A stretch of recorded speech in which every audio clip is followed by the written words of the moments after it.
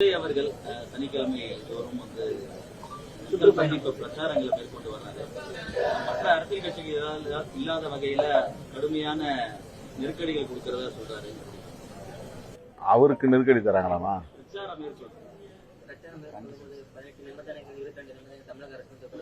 பேரணி, பொதுக்கூட்டம், மாநாடுன்னா வழக்கமா ரொட்டீன் ப்ரொசீஜர். அது விடுதலை சிறுத்தைகள் கட்சி ஒவ்வொரு முறையும் அவங்க அனுமதி கொடுக்கும்போது இதே மாதிரி தான் கொடுப்பாங்க. இது ஒன்றும் புதுசு கிடையாது. அவருக்கு புதுசு. எங்களுக்கு 35 வருஷமா இது பழகி போச்சு. எந்த மாநாடு நடத்தினாலும், எந்த பேரணி நடத்தினாலும், ஆளுங்கட்சி கூட்டணியில் இருந்தாலும் காவல்துறையினர் வழக்கமாக தருகிற நிபந்தனைகள் தான் அவருக்கும் அளிக்கப்படுவதாக நான் நம்புகிறேன்.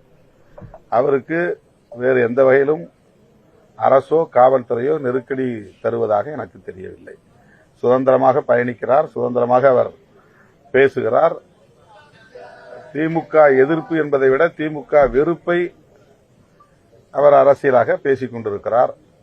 எதிர்ப்பு என்பது வேறு, வெறுப்பு என்பது வேறு.